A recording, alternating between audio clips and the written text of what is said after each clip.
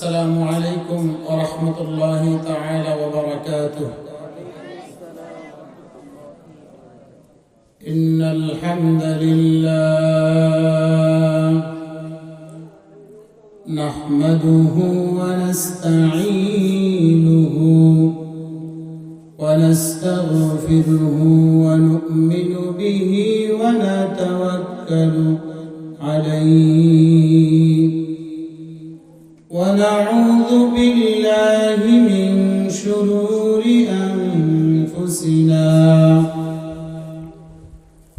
ومن سيئات أعمالنا.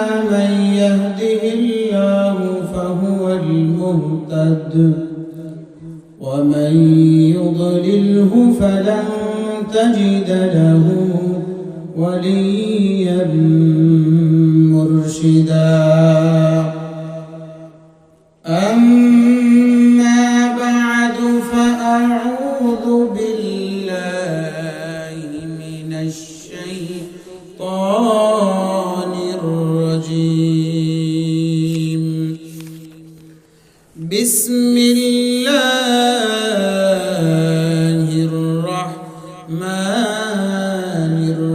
الرحيم. إن الذين يتلون كتاب الله وأقاموا الصلاة وأنفقوا مما رزقناهم سرا وعلانية يرجون تجارة لن تبور. صدق الله العظيم. قال النبي عليه الصلاة والسلام: اقرأوا القرآن فإنه يأتي يوم القيامة شفيعا لأصحابه، أو كما قال عليه الصلاة والسلام. وصدق رسوله النبي الكريم، ونحن على ذلك من الشاهدين والشاكرين، والحمد لله رب العالمين. صلى الله عليه وسلم. الحمد لله। আল্লাহ তাআলার দরবারে শুকরিয়া জ্ঞাপন করছি যে মহান রব্বুল আলামিন চর বয়রা ব্যাপারী পাড়া বাইতুর রহমান জামে মসজিদ ও মারকাজুল উলুম কওমি মাদ্রাসার উদ্যোগে তাফসীরুল কোরআন মাহফিলে আমাদেরকে একত্রিত হয়ে জান্নাতের বাগানে বসার তৌফিক নসিব করেছেন। সে মহান রবের দরবারে শুকরগুজার হচ্ছি। সকলে বলি আলহামদুলিল্লাহ। সংক্ষিপ্ত পরিসরে অল্প সময়ে আমরা কোরআন থেকে কিছু দিক নির্দেশনামূলক কথা শুনব। আল্লাহ তাআলা আপনাকে আমাকে সকলকে আমল করার তৌফিক নসিব করেন। সকলে বলেন আমিন। কোরআন কারীমের 35তম সূরা। এই সূরার 29 নং আয়াত আমি তেলাওয়াত করেছি। এই সূরা ফাতিরের 29 নং আয়াত এবং রাসূল করিম সাল্লাল্লাহু আলাইহি ওয়াসাল্লামের অসংখ্য অগণিত অমীয় বাণী থেকে একটি হাদিস পাঠ করেছি। হাদিস এবং কোরআনের সমন্বয়ে কিছু কথা আপনাকে শুনবার, আমাকে বলার তৌফিক আল্লাহ নসিব করেন। সকলে বলেন আমিন। আজ যে বিষয়টি আমরা সংক্ষিপ্ত পরিসরে আলোচনা শুনব, আল্লাহ তাআলা পৃথিবীর ভিতরে বান্দাদেরকে সৃষ্টি করে দিক নির্দেশনা দেওয়ার জন্য যুগে যুগে নবী রাসূল প্রেরণ করেছেন। এই নবী রাসূলদেরকে আল্লাহর পক্ষ থেকে তারা তাওহীদের দাওয়াত দিয়েছে, রিসালাতের দাওয়াত দিয়েছে। জাহান্নাম থেকে বাঁচার জন্য পথ তারা দেখিয়ে দিয়েছেন। জান্নাতে যাওয়ার সঠিক পথ তারা দেখিয়ে দিয়েছেন। তো সেইভাবেই কোরআন কারীম আমাদের জন্য পথ নির্দেশক হিসাবে আমাদের পথ দেখাবে পবিত্র আল কোরআন, এবং পথের দিক নির্দেশনা স্বরূপ আল্লাহর রাসূল হাদিস রেখে গেলেন। এই উভয়ের সমন্বয়ে যদি কোনো ব্যক্তি চলে, আল্লাহ তাআলা তাকে হেদায়েত দান করবেন। যে আয়াতে কারিমা আমি তেলাওয়াত করেছি, এই আয়াতের ভিতরে তিনটা আমলের কথা আল্লাহ তাআলা বিশেষ করে বললেন।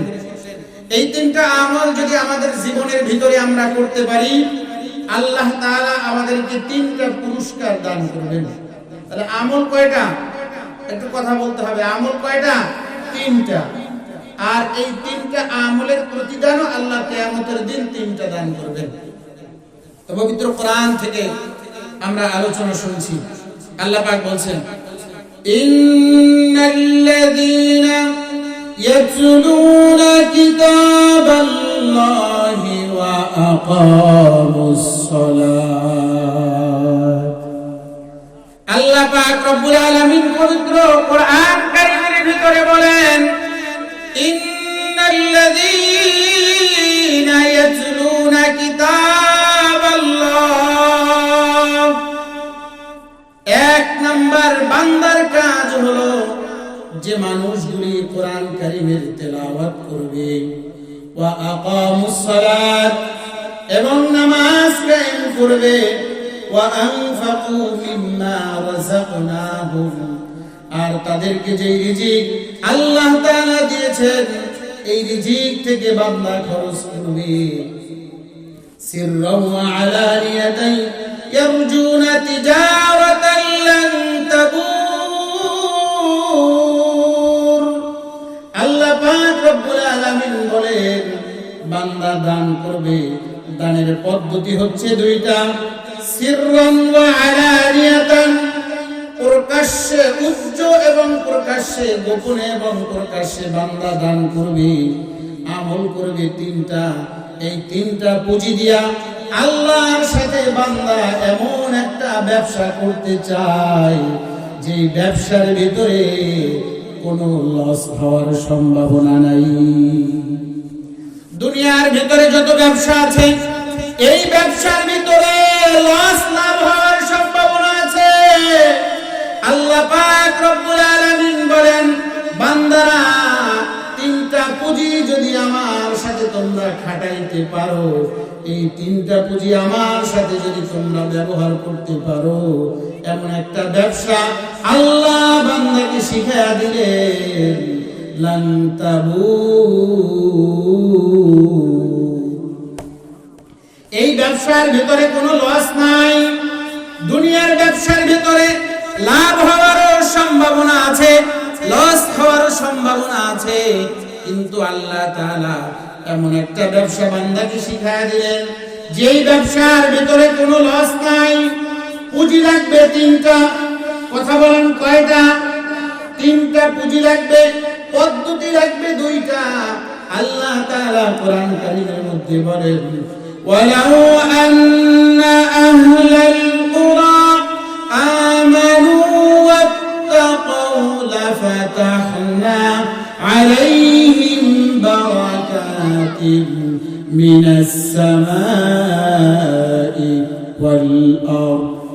আল্লাহ পাক বলেন, জনপদের লোকেরা যদি দুইটা কাজ করত, তিনটা আমলের পদ্ধতি দুইটা নিয়মে যদি করত। এক নম্বরের নিয়ম হলো আল্লাহর প্রতি ঈমান। দ্বিতীয় নাম্বার কথা হলো তাকওয়ার নীতি অবলম্বন করে যদি বান্দা চলতো, লাফাতাহনা আলাইহিম বারাকাতিন মিনাস সামা। আল্লাহ পাক রব্বুল আলামিন বলেন, বান্দারে দুইটা পদ্ধতিতে যদি আমলগুলি করতে পারো, এক নম্বরে ঈমান, দুই নম্বরে আল্লাহর উপরে তাকওয়া, এই দুই নীতিতে যদি আমি আমল করতে পারি, আল্লাহ পাক বলেন, লাফাতাহনা আলাইহিম বারাকাতিন মিনাস সামাই ওয়াল আরদ। আল্লাহ বলেন, বান্দারে আসমান জমিনের ভিতরে যত বরকতের দরজা আছে, আমি সব বরকতের দরজাগুলি বান্দার জন্য খুলে দিব। আল্লাহ বরকতের দরজা খুলবে। নিয়ম হচ্ছে আমি যে আমল করব আল্লাহর প্রতি ঈমান এবং তাকওয়া, আর আল্লাহর সাথে ব্যবসা করতে হবে তিনটা আমল দিয়ে।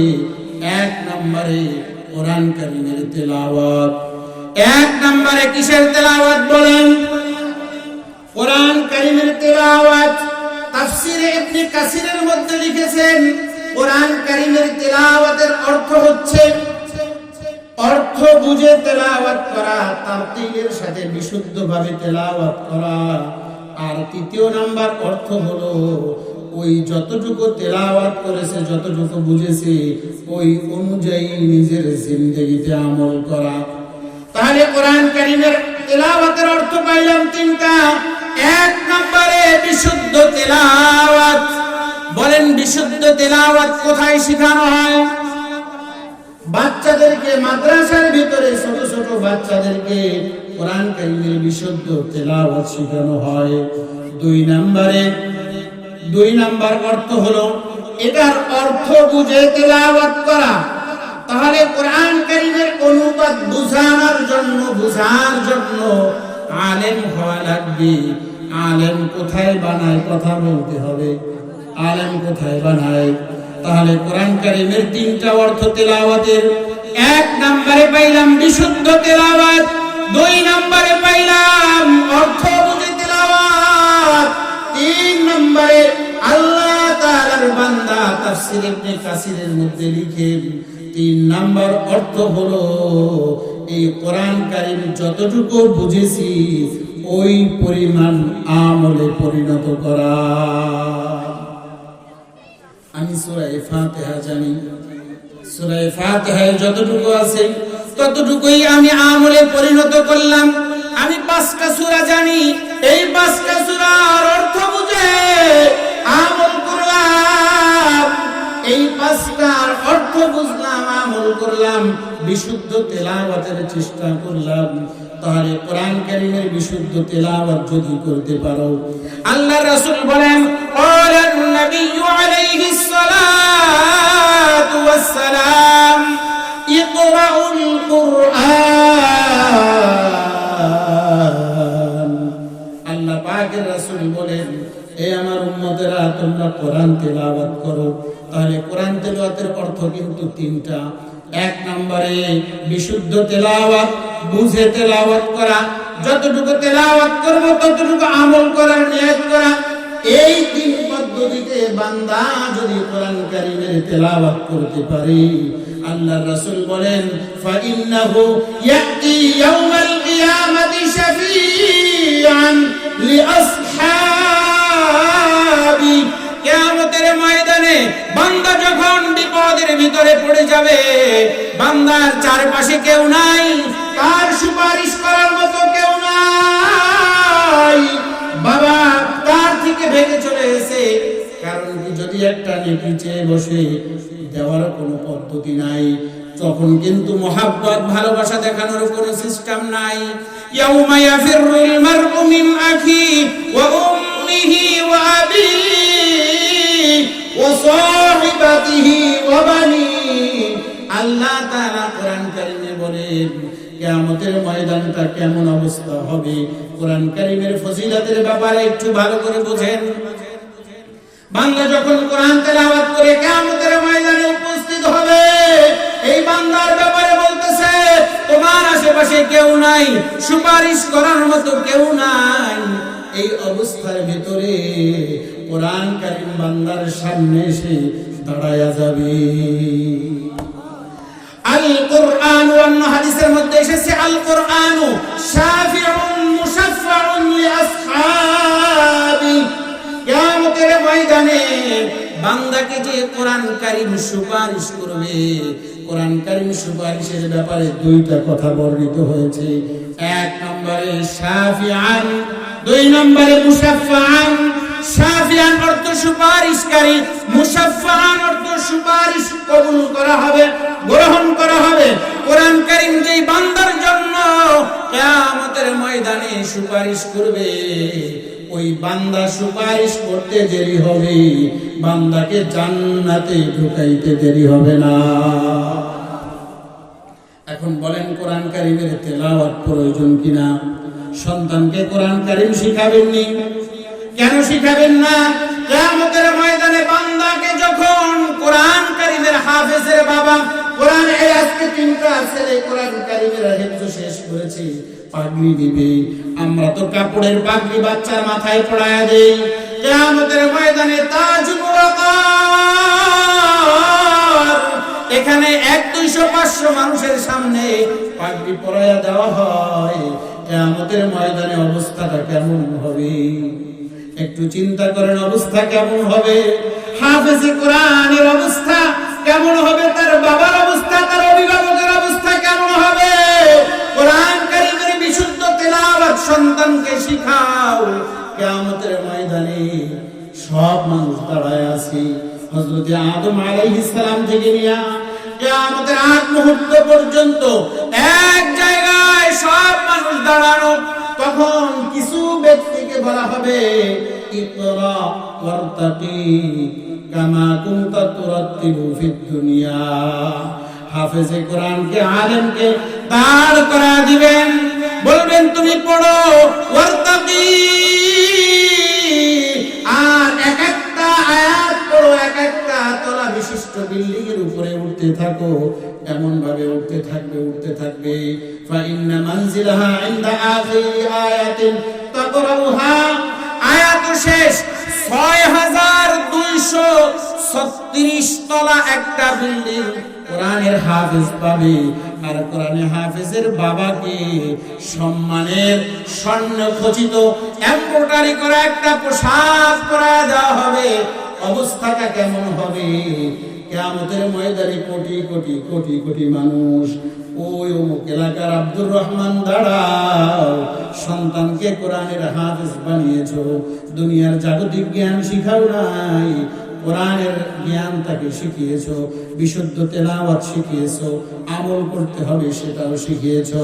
তুমি দাঁড়াও, কোরআনের হাফেজের সাথে বাবাও দাঁড়ায় যাবে, বলবে উদখুলু, জান্নাতের ভিতরে প্রবেশ করো, আমিন, নিরাপত্তার সাথে জান্নাতের ভিতরে উভয় ঢুকে যায়। এজন্য বলেন, একটু বোঝার চেষ্টা করেন, কোরআন সন্তানকে শিখানো দরকার কিনা? বিশুদ্ধ তেলাওয়াত সন্তানকে শিখাবো। 1 নম্বর আমল, কথা মনে আছে? 3টা আমলের কথা আজকে বলবো। 1 নম্বরে কোরআন কারীমের তেলাওয়াত। কোরআনের অর্থ কয়টা বললাম? বিশুদ্ধ তেলাওয়াত করা, বুঝে তেলাওয়াত করা, আমল করার নিয়ত করে তেলাওয়াত করা। তাহলে কিয়ামতের ময়দানে সেই মর্যাদা পাওয়া যাবে। কোরআন আপনার আমার জন্য সুপারিশ করবে। 2 নম্বর অর্থ হলো ওয়া আকামুস সালাত। বান্দা 2 নম্বরে যে কাজটা করবা, এই 2 নম্বরের কাজ হলো নামাজ কায়েম করা। কি করা বলেন? তাফসীরে জালালাইনের ভিতরে এসেছে, আদা রুকুআহু ওয়া সুজুদাহু, রুকু সিজদা ধীরস্থির ভাবে আদায় করে নামাজ পড়ার নাম হচ্ছে নামাজ কায়েম করা। তাহলে নামাজ কায়েমের অর্থ হচ্ছে 4টা। 1 নম্বরে ওয়াক্ত মতো নামাজ পড়া, 2 নম্বরে রুকু সিজদা ধীরস্থির ভাবে আদায় করা, 3 নম্বরে খুশু-খুজুর সাথে আদায় করা, 4 নম্বরে সমস্ত নামাজের শর্ত মোতাবেক নামাজ কায়েম করা। এই 4টা অর্থ যদি পাওয়া যায় আপনার নামাজের ভিতরে, তাহলে বুঝা যাবে এই নামাজ কিয়ামতের ময়দানে আমাকে জাহান্নামের আযাব থেকে আমার নামাজের মাধ্যমে আল্লাহ আমাকে maaf করে দিবেন। তাহলে 1 নম্বরে আসেন ওয়াক্ত মতো নামাজ পড়া। এখন মনে করেন ঈশার নামাজ, আপনি ঈশার নামাজ পড়া শুরু করছেন রাত্র 3টা বাজে, সময় মতো হলো? সময় মতো হলো? সময় মতো হলো না। তাহলে ওয়াক্ত মতো নামাজ আদায় করা। 2 নাম্বার, খুশু-খুদুর সাথে নামাজ আদায় করা, মানে এক কথায় আল্লাহর জন্য নামাজ পড়া। 3য় অর্থ, নামাজের রুকুনগুলি, নামাজের রুকু সিজদা ধীরস্থির ভাবে আদায় করা। রুকু দিয়েছেন, দাঁড়ায় নাই, ওইখান থেকে সিজদা মেরে দিয়েছে। এমন মুসল্লি খুঁজলে পাওয়া যাবে না। রুকু থেকে সোজা হয়ে দাঁড়ায় নাই, সিজদা মেরে দিয়েছে ওই জায়গায়, এক সিজদা দিয়ে উঠতে পারে না, আরেক সিজদায় চলে গেছে।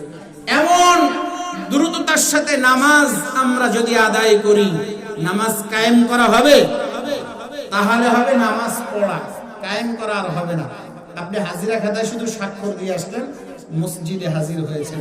তাহলে এক নাম্বার নামাজের অর্থ হলো, নামাজ কায়েমের অর্থ হলো সময় মতো পড়া।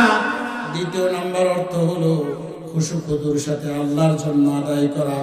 তৃতীয় নাম্বার অর্থ হলো নামাজ যে আমরা পড়ব একমাত্র আল্লাহর জন্য পড়া। চতুর্থ নাম্বার যেটা, এটা খুব সেনসিটিভ বিষয়, শর্ত মোতাবেক, শর্ত অনুযায়ী নামাজ পড়া। নামাজের শর্ত হচ্ছে নামাজের বাহিরের কাজ, যেমন নামাজের ভিতরে এবং বাহিরে 13 ফরজ।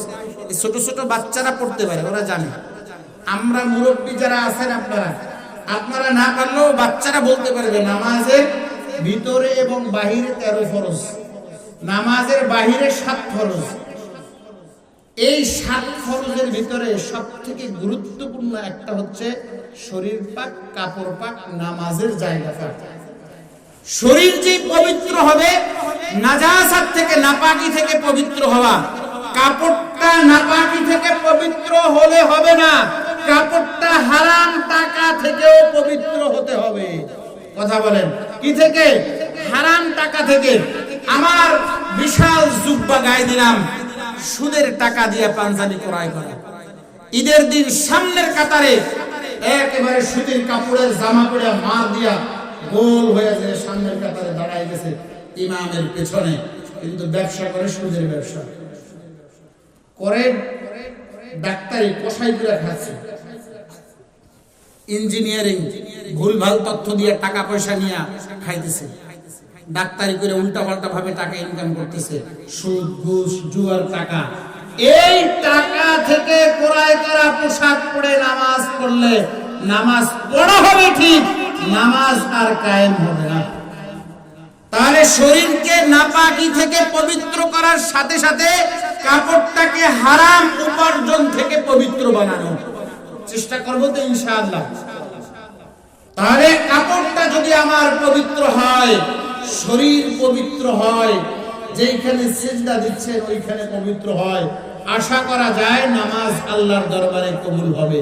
নচেত যত দামিও কাপড় পরেন, কাপড় যদি হারাম উপার্জিত টাকার হয়, এই কাপড় দিয়ে নামাজ পড়তে পারেন, কিন্তু আল্লাহ কবুল করবে না। এজন্য শরীর কাপড় উভয়ই হালাল টাকার হওয়া। এরপরে আল্লাহ তাআলা কোরআন কারীমের মধ্যে বলেন, বান্দা কোরআন তেলাওয়াতের অর্থ বললাম, আমি কিন্তু পরে জিজ্ঞেস করব যে কোনটার অর্থ কয়টা বলছি। আরে কোরআন কারীমের তেলাওয়াত গেল। 2 নম্বরে ইকামাতে সালাত, নামাজ কায়েমের অর্থ বললাম 4টা। কি কি বলতে পারবেন কেউ? 4টা তো কি কি? এই যে ওয়াজ ভালো করে শুনুন, ক্লাস না তো। বাচ্চাদের ক্লাসে দেখবেন আমরা 5-7 বার পড়াইলে বাচ্চারা বলতে পারে। এর কারণ আছে, কারণ হলো বাচ্চাদের বেতের পিটানের ভয় আছে। আর এই ক্লাসে কোনো ভয় নাই, পরীক্ষা নাই, কি নাই? এই ওয়াজের ক্লাসে প্রধান বক্তারে বসাই দিব, আপনি যতক্ষণ আপনার শরীরে কুলায়, 2.5 ঘন্টা 2 ঘন্টা যাক, আপনি বলতে থাকেন। 2.5 ঘন্টা বলার পরে ইউসুফ জুলাইখার ওয়াজ শুনে বাড়িতে যাইতেছে ফজরের সময়। এখন জিজ্ঞেসে কয়, চাচা কি ওয়াজ শুনলেন? ইউসুফ জুলাইখা। ইউসুফ কি পুরুষ না মহিলা? 4 ঘন্টা ওয়াজ শোনার পর বলতেছে ইউসুফ কি পুরুষ না মহিলা? এমন ওয়াজ শুনবেন নাকি? একটু খেয়াল করেন, ওয়াজ শুধু আওয়াজে যেন সীমাবদ্ধ না থাকে, এটা যেন বাড়ি পর্যন্ত নিয়ে যাওয়া যায়। কোরআন কারীমের তেলাওয়াতের 3টা অর্থ বললাম, আর নামাজ কায়েমের 4টা অর্থ। 1 নাম্বার ওয়াক্ত মতো নামাজ পড়া, সময় মতো, যখন সময় হবে তখনই জামাতের সাথে নামাজ পড়বেন। 2 নাম্বার নামাজের রুকু সিজদাগুলি ধীরস্থিরভাবে আদায় করা। 3 নাম্বার খুশু খুদুর সাথে নামাজ পড়া, মানে আল্লাহর জন্যই নামাজ পড়া। 4 নাম্বার নামাজের শর্তগুলি আদায় করে নামাজ পড়া। এই 4টা পদ্ধতিতে যদি নামাজ পড়া যায় তাহলে হবে ইকামাতে সালাত। তখন কি হবে? নামাজ কায়েম করা, তখন আশা করা যায় আল্লাহ আপনার আমার নামাজ কবুল করবেন। তো আমরা কিন্তু আল্লাহর সাথে একটা ব্যবসা করতেছি। কি করতেছি? ব্যবসা। এই ব্যবসার পুঁজি কয়টা বললাম? তিনটা। কয়টা বললাম? এক নম্বরে বললাম কি? কোরআন কারীমের তেলাওয়াত। দুই নম্বরে নামাজ, ইকামতে সালাত। তিন নম্বরে দান আল্লাহ তাআলার রাস্তায়। ওয়া আনফিকু মিম্মা রাযাকনাহুম সিররাও ওয়া আলানিয়াতান ইয়ারজুনা তিজারাতান লান তাবুর।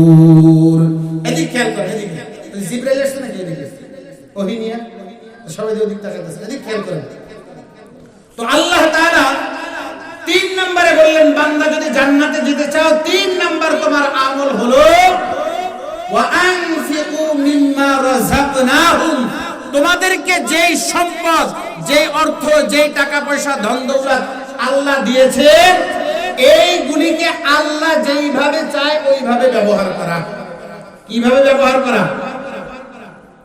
কিয়ামতের ময়দানে আল্লাহ পাক রব্বুল আলামিনের হাবিব বলেন, পাঁচটা প্রশ্নের উত্তর দেওয়া ছাড়া বান্দা এক পাও সামনে আগাইতে পারবে না। লা তাযালু কদামা ইবনে আদম ইয়াউমাল কিয়ামাহ। কিয়ামতের ময়দানে বান্দা পাঁচটা প্রশ্নের উত্তর দেওয়া ছাড়া সামনের দিকে আগাইতে পারবে না। এর মধ্যে একটা প্রশ্ন যেটা বুঝাবার জন্য বলতেছি, মিন আইনা তাসাবা ওয়া মিন আইনা আনফাকা। আল্লাহ তাআলা কিয়ামতের ময়দানে বান্দাকে জিজ্ঞাসা করবেন, বান্দারে তোমাকে সম্পদের মালিক বানিয়েছিলাম, এই সম্পদ কোথা থেকে উপার্জন করেছো আর কোন কোন খাতে ব্যয় করেছো? ধরা খেয়ে যাবে, অনেক বড় বড় নেতারা ধরা খেয়ে যাবে। রাস্তা করতে দিয়েছে, সরকারি ভাবে বরাদ্দ হয়েছে, বৃষ্টির পানিতে রাস্তা ভেসে গেছে। কি মজবুত রাস্তা, চিন্তা করেন। আল্লাহ হেফাজত করেন। তো এই যে সম্পদ আপনি উপার্জন করলেন, 25-30 হাজার টাকা বেতন, ঢাকায় 3টে ফ্ল্যাট কোন জায়গা থেকে আসে? মানুষ বুঝে না কিচ্ছু। মানুষ ঘাস খেয়ে বড় হয়। তো এর ব্যাপারে আল্লাহ কিয়ামতের ময়দানে জিজ্ঞেস করবেন, মিন আইনা তাসাবা, বিশাল বিশাল অট্টালিকা করেছো, কোন জায়গা থেকে উপার্জন করেছো? জবাব দাও, না হয় এক চুল পরিমাণ সামনে যাওয়ার সুযোগ না। ওয়া মিন আইনা আনফাকা, এবং কোন কোন খাতে ব্যয় করেছো? আল্লাহর রাসূলের কথা শুধু একটু আপনাদেরকে আমি শুনায়ে দিচ্ছি। আমার কোনো বাপ দাদার 14 গোষ্ঠীর কাহিনী আপনাদেরকে শোনাচ্ছি না, কোরআন থেকে সরাসরি হাদিস থেকে শোনাচ্ছি। তাহলে আল্লাহর রাসূল হাদিসের ভিতরে বললেন, বান্দাকে দাঁড় করানো হবে, 5টা প্রশ্নের একটা প্রশ্ন হচ্ছে মিন আইনা তাসাবা, সম্পদ কোথা থেকে উপার্জন করেছো? হারামখোর, সুদখোর যারা আছে কিয়ামতের ময়দানে ধরা খাবে কিনা বলেন? সামনে যাওয়ার সুযোগ আছে নি? সামনে যাওয়ার সুযোগ আছে? টোন মেরে দেয়, মন মেরে দেয়, রাস্তা কালবোর্ড গিলে খেয়ে ফেলাই দেয়, রাস্তা বাজেট হয়ে যায়, কত বছর ধরে রাস্তা হয় না। শুধু তাদের দোষ সেটা বলছি না, ঘরের ভিতরে আপনি আমি দুর্নীতি করতেছি। সম্পদ উপার্জন কোথা থেকে করতেছেন আপনার সন্তানকে জিজ্ঞাসা করবে না, আপনার স্ত্রীকে জিজ্ঞাসা করবে না, যার জন্য আপনি উপার্জন করতেছেন। একটা পুরুষ যে উপার্জন করে, এই উপার্জন থেকে সে কয় % ভোগ করে? এক লোক যদি 1 কোটি টাকা মাসে ইনকাম করে, যাই দেখবেন ওর ব্যক্তিগত 1 লাখ টাকাও খরচ হয়। সব কার জন্য করে? সন্তান, আহলে আওলাদ, স্ত্রী, বিবি, বাচ্চার জন্য করে। কিন্তু কিয়ামতের ময়দানে সাবধান, এই স্ত্রীর কাছে জিজ্ঞাসা করবে না যে তোমার স্বামী কোথা থেকে উপার্জন করে তোমারে খাওয়াইছে, আমাকেই জিজ্ঞেস করবে। আমাকেই জিজ্ঞেস করবে কোন জায়গা থেকে উপার্জন করেছো। মাহফিলের টাকা উঠায়া, মসজিদের টাকা উঠায়া কমিটিরা পকেটের ভিতরে ভরেছো, নাকি ন্যায়সঙ্গত ব্যবহার করেছো?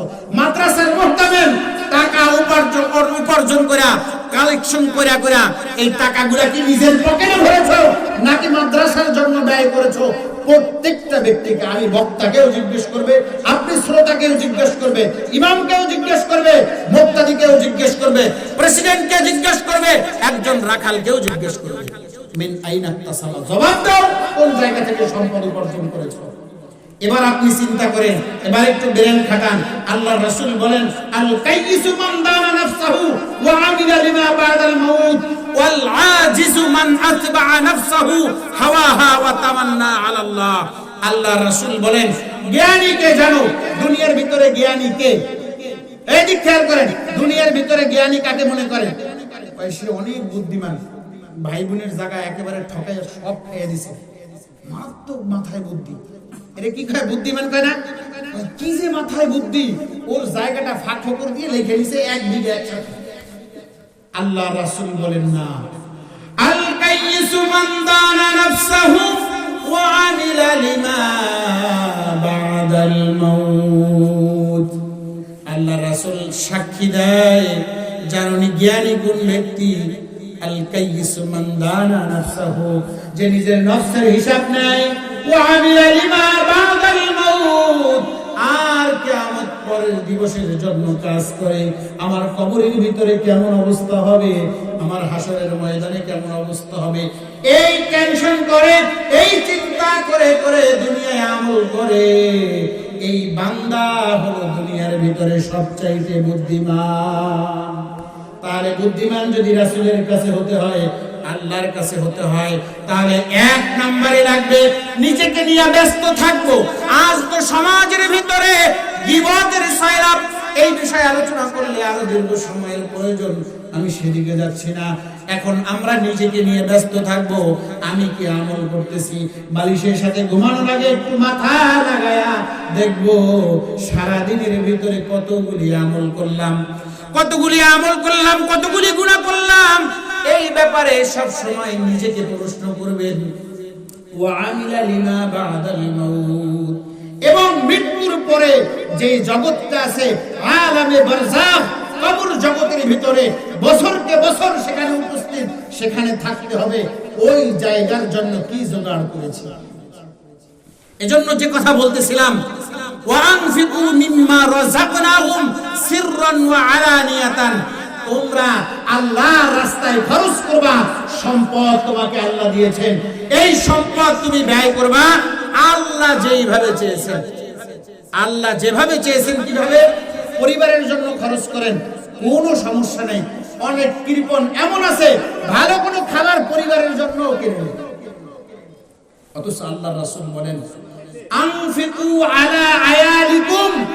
ওই খেয়াল করেন, পরিবারের উপরে, পরিবারের কাছে, পরিবারের ভিতরে বেশি বেশি খরচ করো, ভালো খাবার পরিবারকে কিনে খাওয়াও, তাহলে কি হবে? আনফাকাল্লাহু আলাইক, আল্লাহ তাআলা তোমার রিজিকের ভিতরে বরকত বাড়ায় দিবে। তাহলে পরিবারের জন্য খরচ করা যাবে না, ভালো জিনিস পরিবারকে খাওয়ান। বাজারের ভিতরে আপনার সামর্থ্যের ভিতরে দেখুন, এখন মাসে বেতন আপনার 20,000 টাকা, বাজার টাজার করার পর দেখছেন বেতন মানে আরো 5,000 টাকা, বাজার হয়ে গেছে 25,000 টাকা। এই বদান্যতা দেখানোর প্রয়োজন নাই। আপনার সামর্থ্যের ভিতরে থেকে স্ত্রীকে ভালো পোশাক পরান, সন্তানকে ভালো খাবারের ব্যবস্থা করেন, করলে কি হবে? আল্লাহর রাসূল বলেন, আনফাকাল্লাহু আলাইক, আল্লাহ নিজে তোমার উপরে খরচ করা, তোমার চাকরির ভিতরে, ব্যবসার ভিতরে আল্লাহ বরকত দান করবেন। তাহলে খরচের ক্ষেত্র পাইলাম কয়টা? পরিবারের উপরে এবং হালাল যত জায়গায় আছে। দেখেন, আল্লাহ কিন্তু দুইটা প্রশ্ন করবে, আপনি কোন জায়গা থেকে উপার্জন করেছেন, কোন খাদে ব্যয় করেছেন, ধরাটা কেমন ভাবে চিন্তা করেন। মনে করেন আমি, আমার কথাই বলেন, আমি একটা হালাল ব্যবসা করে আমি টাকা উপার্জন করলাম, আমি যে জুয়ায় খরচ করে দিলাম, অথবা কোনো মদের আড্ডায় খরচ করলাম, অথবা সুদে লাগাই দিলাম, উপার্জনের মাধ্যম হালাল, খরচের মাধ্যম হারাম, তাহলে ধরা কিন্তু ওইখানেও খাবে। কোন জায়গা থেকে উপার্জন করছো, কোন খাদে ব্যয় করেছো। আমি উপার্জন করলাম জুয়া খেলা, আয়সা দিলাম মসজিদে 2 লাখ টাকা, আল্লাহ কবুল করবেন? কারণ ওই যে উপার্জন সমস্যা। তাহলে দুই দিকে সমস্যা আছে, উপার্জনের ক্ষেত্রেও আল্লাহর হুকুম লাগবে, আর খরচের ক্ষেত্রেও আল্লাহর হুকুম লাগবে। একটা উদাহরণ দিলে বুঝে আসবে। কুকুর আমাদের জন্য খাওয়া হালাল না হারাম? হারাম। তো আপনি যদি বিসমিল্লাহ বলা এই মাদ্রাসার মুহতারাম সাহেবকে নিয়ে শুক্রবার দিন দেখা একবারে মক্কা শরীফের পাশে যে জবাই করেন, তাহলে তো হালাল হবে। কুকুর যত ভাবে বলেন ওটা হালাল হওয়ার কোনো সুযোগ নাই, আসেনি? কারণ আপনি তো বিসমিল্লাহ কইছেন, কারণ যে শুরুতেই গলত, পুকুরি তো হারাম, আপনি বিসমিল্লাহ করে এগিয়ে না করে পারেন। তো এই জন্য শুধু জিনিসটা হালাল হইলেই হবে না, খাদ্য হালাল হইলেই হবে না, আবার হালাল ভাবে সেটাকে খরচ করতে হবে। তাহলে সম্পদ আমরা যে উপার্জন করব, উপার্জনের মাধ্যমকেও আমরা হালাল বানাবো ইনশাআল্লাহ। আল্লাহ তাআলা আমাদেরকে উপার্জনের জায়গাটাকে হালাল বানায়া দেন এবং খরচ করার জায়গাটাকেও আল্লাহ হালাল বানায়া দেন। সকলে পড়েন আমিন। তাহলে কাজ কয়টা? তিনটা। এক নম্বরে কোরআনের তেলাওয়াত। এখন বলবেন আমি তো হাফেজ না, কোরআনের তেলাওয়াত পারি না। আপনি একজন কৃষক, যখন ক্ষেতের ভিতরে যান লাঙ্গল টানতেছেন আর কোদাল দিয়ে মাটি কাটতেছেন, আর জবানের ভিতরে আপনি পড়তেছেন আলহামদুলিল্লাহি রাব্বিল আলামিন। সূরা ফাতিহার তেলাওয়াত আপনার জবানের ভিতরে, আপনি একজন ডাক্তার, আপনি চিকিৎসা পত্র দিতেছেন আর আপনি জবানের ভিতরে সূরা ফাতিহার তেলাওয়াত। আপনি গাড়ি চালাইতেছেন, জবানের ভিতরে সূরা ফাতিহার তেলাওয়াত। আপনি রাস্তায় হাঁটতেছেন, আপনার জবানের ভিতরে সূরা ইখলাসের তেলাওয়াত। আল্লাহ যেন আসমান থেকে বলেন ফাআলানা ফিস সামা, আল্লাহ বলেন আমি আসমানের ভিতরে এলান করে দেই, অমুক এলাকার ওই যে বান্দাটাকে দেখতেছো, ওই বান্দার কোরআন তেলাওয়াত আমার বড় পছন্দ হয়ে গেছে, ওই বান্দার কোরআন তেলাওয়াত আমার বড় পছন্দ হয়ে গেছে। এই ফেরেশতারা আসমানের ভিতরে এলান করে দাও, পৃথিবীতে যত মাখলুক আছে এই মাখলুককেও জানায়া দাও ওই বান্দা আমার বড় প্রিয়। তাহলে কোনো টেনশন আসেনি? নাই। আমি 5টা সূরা জানি আলহামদুলিল্লাহ, এই 5টা সূরাই সকাল বিকাল তেলাওয়াত করব। 2 নম্বরে যে আমলের কথা বলেছিলাম, নামাজ কায়েম করা। এই নামাজ কায়েমের অর্থ বলেছিলাম 4টা। সময় মতো নামাজ পড়ব, রুকু সিজদা ধীরস্থিরভাবে আদায় করব, আবার আল্লাহর জন্য নামাজ পড়ব, যে পোশাকটা পরব এই পোশাকটাও হালাল টাকার হওয়া লাগবে। এই 4টা পদ্ধতিতে নামাজ পড়ব, 3 পদ্ধতিতে কোরআন তেলাওয়াত করব, এবং যেই সম্পদ আল্লাহ দিয়েছেন 2টা প্রশ্ন মাথায় রাখবো। 1 নম্বর প্রশ্ন হচ্ছে আমি যে উপার্জন করতেছি এই পন্থাটা হালাল কিনা, আবার যেখানে খরচ করব এই পন্থাটাও হালাল কিনা। সিররা ওয়া আলানিয়াতান ইয়ারজুনা তিজারাতান লান তাবুর, এই আয়াতের শেষে সূরা ফাতিরের 29 নম্বর আয়াতের শেষে আল্লাহ বললেন বান্দা এই কাজ 3টা যদি তুমি করো না, তিজারাতান লান তাবুর, এই 3টা পুঁজি তুমি খাটাবা, এমন একটা ব্যবসা হবে যেই ব্যবসার ভিতরে বিন্দু মাত্র লস হওয়ার সম্ভাবনা নাই। বলেন সুবহানাল্লাহ। দুনিয়ায় একটা ব্যবসা আছে যে ব্যবসায় কোনো লস নাই, সেই ব্যবসাটা কি বলতে পারেন? সুদের ব্যবসা। এই ব্যবসায় কোনো লস নাই, কিন্তু হালাল ব্যবসার একটা শর্ত আছে, ওই ব্যবসার ভিতরে লস লাভ হওয়ার সম্ভাবনা থাকতে হয়। একজন দোকানদারি করতেছে, এই দোকানদারির ভিতরে মাঝে মাঝে লস হওয়ার সম্ভাবনা আছে না? আছে। তাহলে এই জন্য এই দোকানদারিটা হালাল, কিন্তু সুদ হারাম কেন? এইখানে লস হওয়ার অপশন পাওয়া যায় না। এই জন্য এটা আরো বিভিন্ন দিক আছে, সেদিকে আমি যাচ্ছি না। তাহলে আমরা যেই ব্যবসা করব আল্লাহর সাথে, আল্লাহ নিজে সিউরিটি দিচ্ছে তিজারাতান লান তাবুর। এই 3টা আমল দিয়া, এই 3টা হলো আমাদের পুঁজি। ব্যবসার ক্ষেত্রে পুঁজি লাগে না, টাকা লাগে না ব্যবসার ক্ষেত্রে, তো আল্লাহ বলেন এই 3টা পুঁজি বানাও। এই 3টা পুঁজি বানায়া আমার সাথে একটা ব্যবসা করো। এই ব্যবসা যখন করবা এর মধ্যে কোনো লস নাই। আল্লাহকে জিজ্ঞেস করলাম আল্লাহ তাহলে লস নাই তো ব্যবসাটা কি, লাভটা কি? তখন আল্লাহ তাআলা বললেন, আল্লাহ পাক বলেন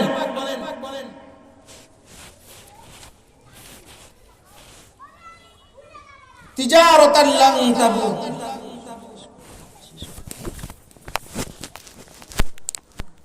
আমরা এটা বলেই ইনশাআল্লাহ শেষের দিকে যাব।